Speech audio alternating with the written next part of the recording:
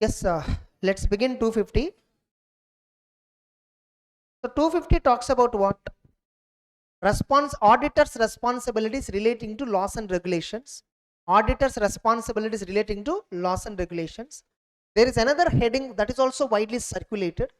Consideration of laws and regulations in an audit of financial statements. Any heading can be used. But if you ask me the right heading, the first one, auditor responsibilities relating to laws and regulations, or considering laws and regulations in an audit of financial statements. I'll just show you one document, one practical document.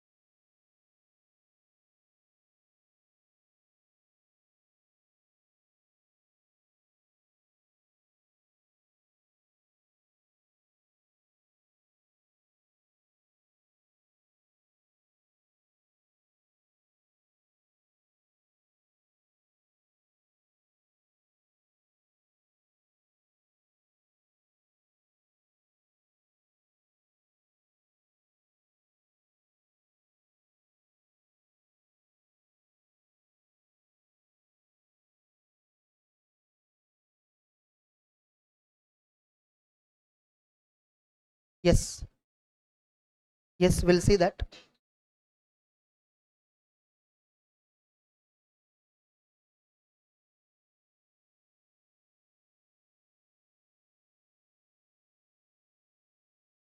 So this is one of the compliance audit.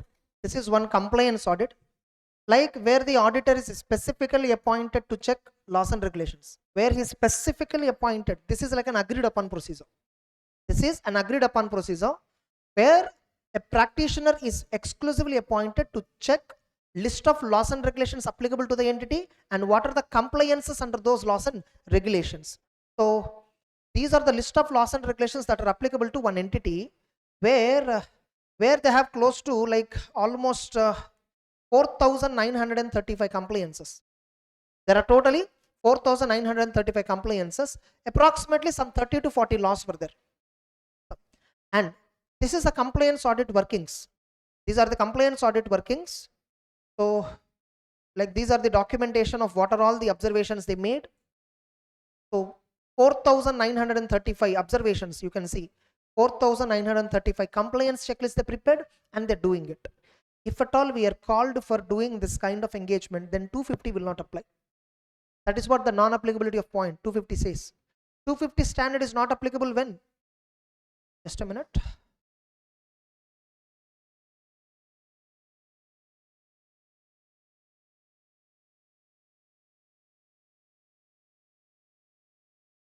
You see, first point itself it says, it does not apply to assurance engagement in which he specifically to test and report separately on the compliance with laws and regulations. What does it mean? The report which I showed. Getting it? So 250 specifically do not apply for these kinds of engagements. 250 is applicable for what? For all laws and regulations. 250 is applicable for audit of financials. More clearly, audit of financials. In the audit of financial statements, how far these laws and regulations I should consider? What is the significance of these laws and regulations in the audit? That is what 250 mainly deals with. And you know, an entity is subjected to so many regulations which auditor is not aware of. We don't generally aware of. Imagine a very big entities. Don't imagine small private entities, no. Imagine a very big entity which is doing some 10,000, 15,000 crore turnover, has spread across India. Getting it? Has some factories established and they are subject to so many laws and regulations like environmental laws, so many. Now, are we supposed to verify compliances with all these laws? First of all, how the law and regulation have a relationship with the financial statement? What is the nexus between these two? First of all, very simple. Suppose if the company does not calculate GST at the right rate, by applying the right rate of GST applicable to the product, they don't calculate. They collect from customers at a lesser rate and they remit at a lesser rate. Tomorrow when department give a notice, the company has to pay out of his pocket the higher rate. And it results in under recognition of liability. Are you getting it? So if the company failed to interpret properly the GST law, it results in omission of liability or overstatement of liability. That is, these laws are called as something like tax laws, labor laws. These are the laws where you can find a direct impact on the financials. But there will be some other laws where you will not find a direct impact. But they will hit the financial statements at a point in time. Suddenly they'll hit. They affect the financial statements materially at a point. Suddenly. For example, Paytm Payments Bank is there. Paytm Payments Bank is there. They are continuously violating KYC norms of the RBI.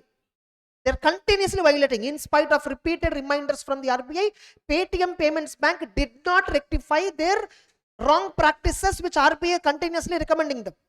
Now suddenly what happened? Overnight RBI cancelled the license. Going concern is affected. So compliances with laws and regulations is so severe that affects going concern. Does it mean it has an impact on financials or not? Obviously, yes. So it has an impact on financial statements. This all these laws and regulations will have a direct or indirect effect on financial statements. Now you may say, sir, how are we, like again, another one, environmental laws. Another one is what? Environmental laws. Suppose a company failed to comply with the forest law. Continuously they are violating some laws related to environment protection safety. Some social activist filed a complaint against the company in the environmental committee. And that social activist is also very powerful background. For example, what happens? Obviously the company license will be cancelled. Business will be interrupted. Business will be like completely like what? Entire interruption will happen. Correct? Now, auditor has to check whether the company is conducting its business in compliance with the law that is applicable to the entity. Which laws? If you ask tax laws and labor laws, which I can understand, I can interpret and check. What about remaining laws? They will not have a direct effect on financials. I don't know anything about these laws. What about them? You need not worry about detailed checking of those laws, but you should do a limited procedure. You should do a limited procedure to identify non-compliances. See, whether a law is complied or not, it is difficult to verify. Whether is there a non-compliance or not, easy to verify. Detecting mistakes is easy than figuring out whether the process is right. Is it so? Correct? Huh? So the standard divides laws into two types. Those laws and regulations that have a direct effect on determination of material amounts and disclosures in the financial statements. Type 2, other laws and regulations that do not have a direct effect on determination of material amounts and disclosures in financials, but failure to comply with them will result in material fines and penalties, and even going concern might be affected. Agreed? These are type 2 laws. Means other laws that do not have a direct effect on financial statements, amounts and disclosures, but failure to comply with them will have a material impact on the financials, because they results in fines, they results in penalties, all that. What the standard is asking you? The standard is asking you first to look at, did the company establish any framework? Did the company establish any framework, policies and procedures to ensure that these laws and regulations are complied timely? Whether company is established procedures to ensure these laws and regulations are complied timely. Now you see, the following are the examples of types and policies the entity may implement. to ensure prevention of non-compliance. If at all any non-compliance is there, it is detected on a timely basis. Obviously, whose responsibility primarily to comply with laws? Management. Who should design internal control system for laws and regulations? Management. You might have studied one of the objective of internal control is what? Prevention and detection of non-compliance with laws and regulations. Prevention and detection of non-compliances with laws. What controls company will implement? These controls. What controls? They will design and implement a monitoring department. Getting it? For legal requirements. They will design and implement systems.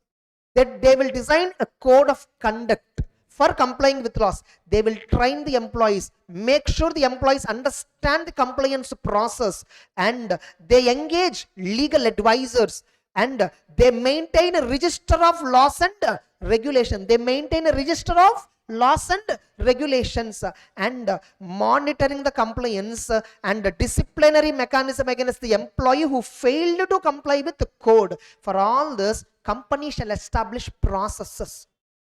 The company shall establish processes for monitoring legal requirement, designing and implementing appropriate system, designing a code of conduct, training the employees, taking action against those who do not comply with the code of conduct, engaging the lawyers, maintaining the list of laws and regulations. If a company has such a kind of system, whether we can have an assurance that yes, company is complying with laws and regulations. Some companies which are dealing at a bigger level, where multiple products they're dealing with or big consumer share they're having, they generally go for the compliance audit, which I told. They generally will have a compliance audit team where they will list out all the laws and regulations, all the compliances under that law, whether the company complied or not. Each and every compliance. You are getting it? Suppose pollution control pipe is there, for example. What density of the pipe material to be used? That's the rule. What should be the density, gauge number of the pollution control equipment, emission tool, emission particle, whatever the pole. Getting it? What should be the density? Further, there is a regulatory norm. Whether the company used or not, some expert will come and give a report on that. And whether it is complied or not, compliance audit team will verify. So that's a compliance audit. Are you getting the point? So if a company has such a kind of system, I will get a reasonable assurance, yes, company is complying with laws and regulations or not. Now we understood there are two types of laws. What controls company? By the way, this itself can be asked as a 4 marks question. What are the examples of policies and procedures company will implement to prevent and detect non-compliances? And one more thing, in large entities, these policies are supplemented by assigning responsibilities to internal audit. In many entities, internal audit functionally takes care of all this. Then what are the responsibilities of auditor in relation to? Okay, we understood type 1 law, we understood type 2, two types of laws is there, and how a company can ensure compliance with these laws and regulations we understood briefly. Internal control they will establish. What will be there in the internal control examples we understood. What is auditor responsibility for type 1 laws, where they have a direct effect on financial statements, amounts and disclosures? Auditor should obtain reasonable assurance whether they are all complied or not, which means type 1 laws and regulations you have to list out. You have to list out the requirements of type 1 laws. You have to check each and every requirement complied or not. In this case, you may take help of internal auditor. That's a different story. When I'm checking GST complaints, I may take help of internal auditor. When I'm checking TDS working, I may take help of internal auditor. At the time, that standard also applicable. Type 1 laws, you must obtain reasonable assurance whether they are complied or not. Type 2 law, you have to obtain limited assurance. Type 2 law, you have to obtain limited assurance. You should get an assurance that nothing has come to your attention to say that type 2 laws are not complied. In type 2, you just have to perform specified audit procedures. The standard uses the word specified audit procedure. The standard says specified. You see, the auditor shall obtain sufficient appropriate evidence regarding type 1 laws. Whereas type 2, the auditor responsibility is limited to undertaking specified procedures to identify non-compliances that has a material effect on the financials. For type 2, your responsibility is very limited. Whereas in type 1, you should get sufficient appropriate evidence whether all the type 1 laws and regulations are complied. Remember, just like we have inherent limitations, we have so many limitations with respect to laws. With respect to laws and regulations, non-compliance identification, we have so many limitations. This was asked recently for 4 marks in May attempt, I think so. Either RTP or MTP or May final exam. Getting it? So because of inherent limitations, there are so many limitations with respect to auditor's ability to identify laws and regulations non-compliance. Especially laws and regulations are inherent, the limitation is greater. Why it is greater? Because there are so many laws that are not affecting financials, which are not captured by entity information system. Company may not have a practice of identifying all the laws because they are not affecting financials. Or non-compliance, no, the company conducted non-compliance with collusion, forgery, deliberate failure.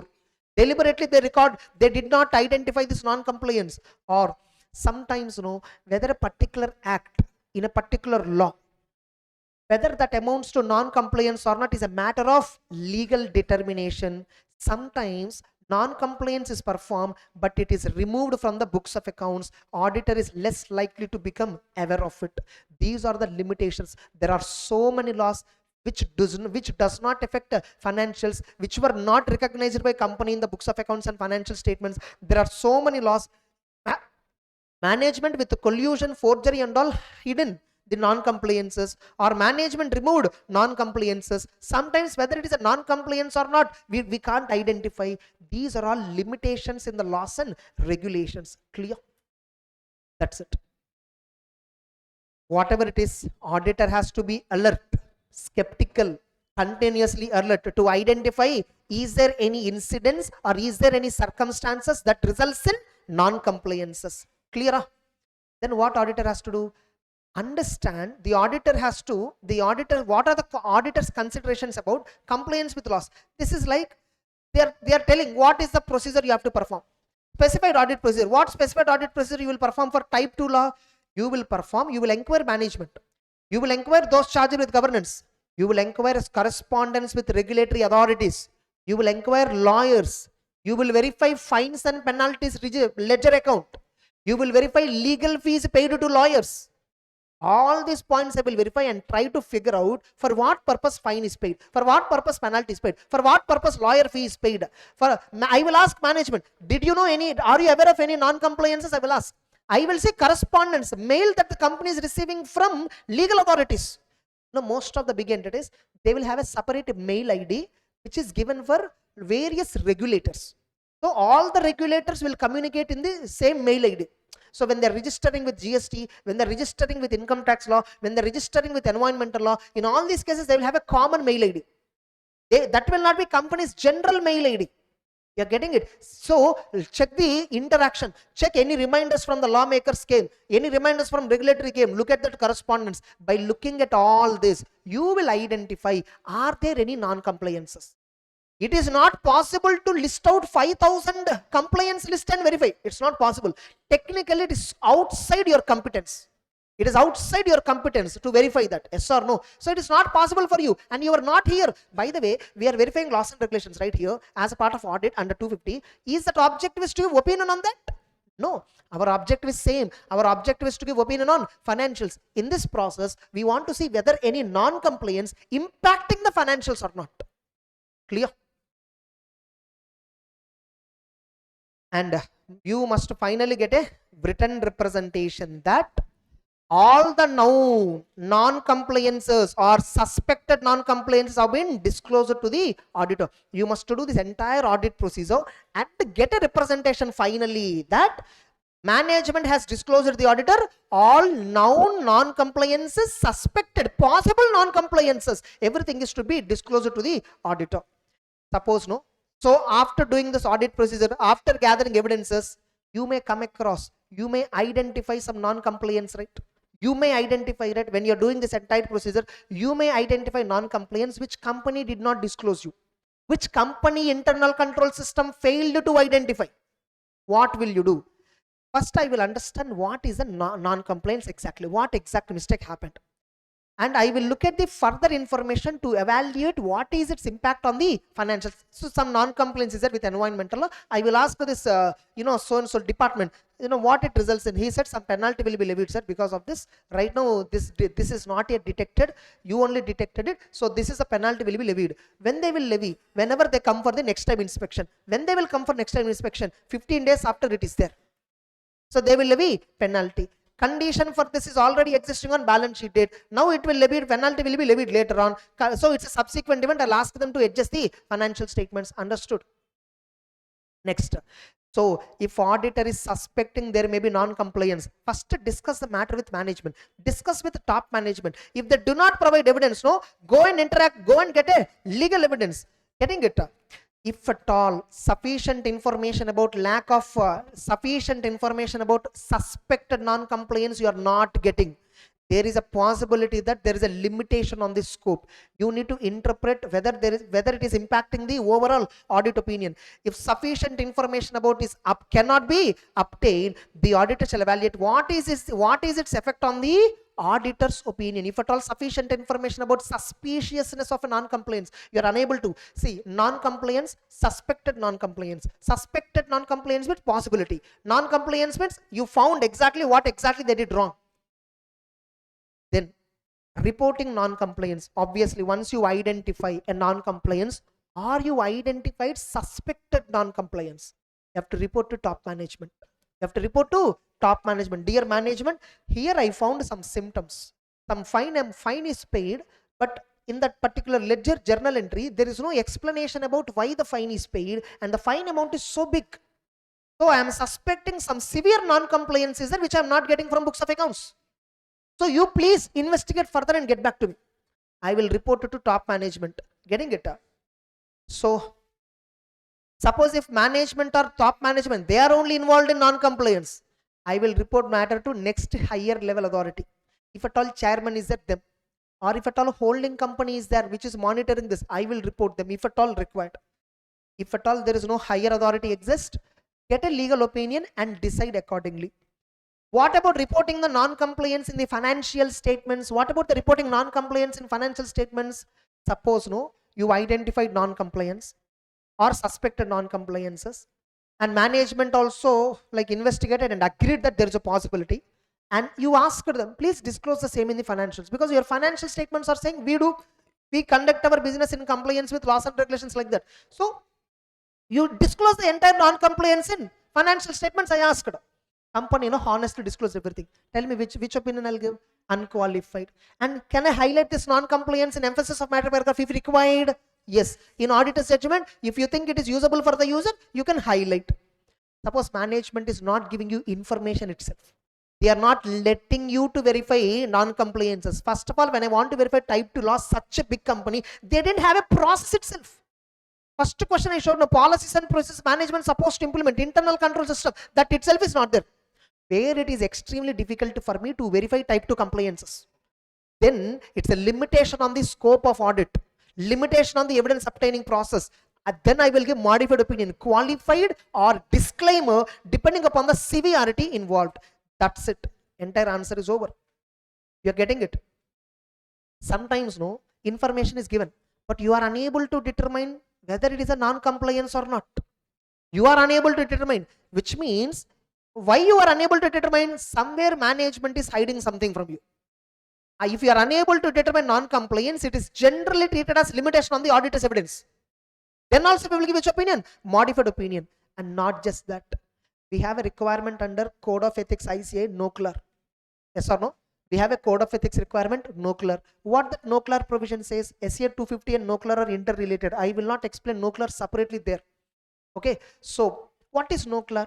It says senior professional accountant employed in a listed entity, senior professional accountant employed in a listed entity, and an auditor of listed entities. A CA who is employee.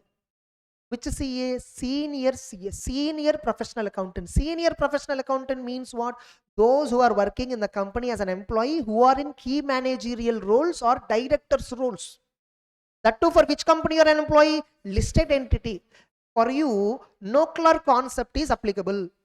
Another category of CS for whom NOCLAR is applicable, you are an auditor of a listed entity. For you also NOCLAR is applicable. What NOCLAR says, it does not say anything specifically like you do this, you do that. No. Check whether you identified any non-compliances with laws and regulations when you are doing audit or when you are in employment.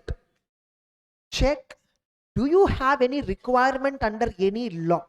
Do you have any requirement under any law, specifically responsibility cast on you, that you have to report that non-compliance to respective legal regulatory authority. If there is a response, if there is a responsibility specifically casted upon your designation, that you have to report non-compliance to some law and authority, if that responsibility is there, ICA Code of Ethics says you report it. If you do not report it, I will consider it as professional misconduct and punish you. That is what NOCLAR objective. NOCLAR objective is what? If you fail to report a non-compliance, lawmaker and all will punish. That's a different case. But you are violating ICI professional conduct of the profession. Yes or no? A proper conduct of the profession you are violating. So I will punish you if you fail to report non-compliance to lawmaker where you have a duty to report. Suppose no, I am working as an auditor listed entity. Some environmental company violated. But in the environmental, there is no duty upon me. There is no duty for me to disclose it. I didn't report. Can I say punish me? No. You are getting it. NOCLAR means that only. The objective of NOCLAR is this only. The objective of NOCLAR is saying, identify is there any non-compliance. Identify whether that non-compliance shall be reported by you to the respective authority. See, is there reporting requirement like this? Reporting means what? You have to report them. If such a reporting requirement is there, you have to report. If you fail to report, you are liable for punishment because you are violating Code of Ethics. Because you are violating council guidelines. You are violating requirement of the CA Act, NOCLAR. The standard also says here a corresponding point. If the auditor identified a non-compliance, the auditor shall determine whether the auditor has a responsibility to report. See, not every non-compliance you have a responsibility to report to lawmaker. For example, you are doing an audit of a bank. Some non-compliance is there which is because of a fraud. Because of a fraud, some non-compliance is there in a bank audit you found. RBI has given a specific circular on this where statutory auditors, internal auditors, both of them has to report. In that case, if at all I am an employee of the bank acting as an internal auditor, found a fraud or non-compliance like this, I must report to RBI because there is a requirement for me to report, which means NOCLAR is applicable for me there. If I fail, IC also can punish me because I didn't report. Same way, I am a practicing CA. RBI says stat auditor should report fraud, non-compliances to RBI. If you find anything, you should report. RBI report says that. RBI circular says that. If you fail to report, it's a non-compliance. Suppose there is no such a duty. There is no such a duty and I didn't report. I know it, but I didn't report. No problem at all. No problem to the auditor. Why? His duty is to identify non-compliance. What is its impact on financials? Did he consider or not? He checked. That's enough. He don't have any duty to report to regulatory authority. That is not required. Understood? All of you. And finally, documentation. With this entire understanding, you read each and every element of the standard, you will get an idea. Otherwise, this standard is little tough because the same matter will be repeated again and again. Look at the objective of the standard. Two types of laws. Type 1, reasonable assurance, sufficient appropriate evidence whether they are all compliant. Type 2, perform limited audit procedures. Is there any non-compliance? Getting it? That's it. Clear all of you? 250? See, with respect to 250, what exactly and how exactly 250 is different from NOCLAR? NOCLAR is only talking about reporting to legal and regulatory authorities. First point. It is not concerned with financial statements. You are an auditor of a listed entity. You found a non-compliance. Check whether do you have a requirement under law to report. Check whether do you have a requirement under any law to report it to the lawmaker or regulatory authority about the non-compliance. If so, then report it. Failure to report to the legal and regulatory authorities, even if there is a requirement for you under the law, amounts to misconduct. Correct? 2. What auditing standard is talking about? This is talking about mainly reporting in audit report. What if you found a non-compliance with law? And how to report the same in the auditor's report? That is what 250 standard is addressing. NOCLAR provision is addressing about reporting to regulatory authorities. 250 standard is addressing about reporting in the audit report mainly. In the 250 itself, they also give one line. You see, they only gave one paragraph. They just gave one paragraph. If at all there is a requirement for the auditor to report to legal and regulatory authorities, then he must report to them also. Since this paragraph is only at a minimal level covered in 250, institute felt the need. No, non-compliance with laws and regulations is a severe aspect. There will be definitely some laws and regulations where auditor might have a duty to report. So NOCLAR has been developed. NOCLAR is developed exclusively for reporting to legal and regulatory authorities about the non-compliances or suspected non-compliances identified by the auditors of a listed entity, identified by the senior managerial personnel, senior professional accountants in the listed entity. Whereas 250 is purely dealing with financial statements audit, reporting in the audit report about the non-compliance. Just as a formality, it also contains a provision for reporting to legal and regulatory authorities. Ultimately, should I report a non-compliance to legal and regulatory authority? This is the question. Check that law. Is there any condition for you to report? If so, report. No such indication. Explicitly, there is no such indication. No need to report. That is what SA 250 says regarding this aspect. NOCLAR also says regarding that aspect. Understood? One more question which is asked is, what about disclosure of non-compliances in the financial statements and its effect on the auditor's report? Understood the question? Disclosure of non-compliances of or suspected non-compliances in the financial statements by the management, and what is its impact in the auditor's report? Disclosure of non-compliances. Whether a non-compliance, whether it is type 1 law, type 2 law, whatever it is, should it be disclosed in financial statements is the question. Should it be disclosed in the financial statements? This is the question. It depends upon the requirement of the applicable financial reporting framework. If there is a framework, if there is a standard, if there is a requirement under Ind AS or Schedule 3 or somewhere, that list of all the non-compliances a company has to present, then it has to be presented. For example, if you look at Schedule 3, in the 2021, it was amended drastically. The Schedule 3 was amended drastically, where Schedule 3 contains additional regulatory information. Where Schedule 3 contains additional regulatory information. Inside that, they have specifically made, is the company facing any binami proceedings? If so, disclose the details.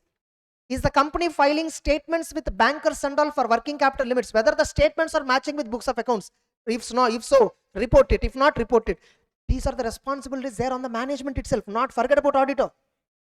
We have a responsibility under CARO of the same aspects. That's a different story. But management itself was given this responsibility. Like that, identify is there any regulatory requirement or regulatory information to be given regarding non-compliances in the financial statements.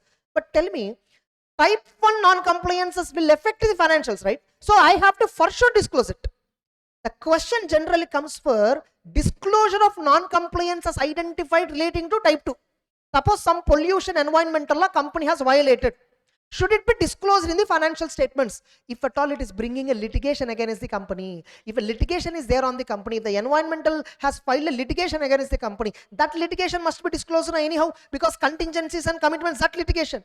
What about a non-compliance identified, but lawmaker also have not recognized it, regulatory has not recognized it, but we know that there is a non-compliance. Tomorrow they may initiate some investigation, all that. Right now should be disclosed. If there is a requirement in the framework, that has to be disclosed. If there is no requirement in the framework, need not be disclosed. Are you clear? But what is fair presentation? What is a fair presentation? If at all it is relevant for users, they must know about this non-compliance, because company for sure going to face consequences, if not in the next 1 year, but next 2 years. For sure they'll face consequence. And if you feel, dear management, please show that there is a non-compliance like this. If auditor insists on the management to show non-compliance for achieving fair presentation, then management will show, should show. If they are not showing it, then we can modify our opinion on the financial statements, saying financial statements are not disclosing the material non-compliances that they made with the various laws, which will have a material effect on the financial statements at a future date. Clear now? Clear? That's it. Understood? I think now I gave a solid conclusion with NOCLAR versus 250. That confusion is avoided, I hope. So NOCLAR is only dealing with reporting of non-compliance to regulatory authorities. What auditor has to do, when auditor has to report. SA 250 talks about whether a non-compliance, does it has an impact on the audit report. It will have an impact on audit report if it has an impact on financials, generally. Correct? There will be some laws and regulations which may not impact the financials immediately, but in long run they may impact. Then that may also be auditor has to report. That also maybe auditor has to report, because financial statements have to present a fair picture and position and performance of the company. That's it. So that's about the clarification on 250. And 250, one more point is that auditor has to do risk assessment of laws and regulations. When you're doing risk assessment of identification of laws and regulations, you will generally find some indicators. What are the indicators? Investigations are going on. Payment of fines and penalties. Payment of fines and penalties. Unusual payment towards legal and professional fees. Retainership fee, lawyer fees and all, too much is paid. That indicates some non-compliance is there. Payments of unspecified services or loans, payments in cash or payments in the form of checks, bearer checks, nothing but unauthorized transactions, purchasing at prices at or above market prices. This may be have a non-compliance impact on income tax law. This may be relevant to non-compliance in income tax. And payments for unspecified services, payment for unspecified, like suppose in companies, they will have this point, payment for others. Others means what? You should give clear breakup. Payment to others, some miscellaneous expenses. What is this unauthorized miscellaneous expenses and all? Some penalty was levied against Walmart in the US because they were acquiring license in India. There is an entity called Best Price, which is associated with Flipkart in India. So there is a store chain called Best Price. Okay, very less branches only they have in India. Now Walmart was levied a fine by US Anti-Corruption Bureau. A huge penalty was levied on them because they have recorded so many unspecified expenses. Upon investigated, it was bribes paid to Indian officials for acquiring licenses for Best Price store establishment. Why Walmart paid in US? Consolidated financials they prepared in the US. In the consolidated financials, when the quality review was conducted, this was detected and they levied a fine. And whether Indian authority will levy a fine on that is again handled by Indian laws. That external lawmaker, whoever is the regulatory, they will forward the case details to Indian law government and they will take the subsequent action. What action they'll take? They only took. Yes or no? That's it. So that's 250. Clear?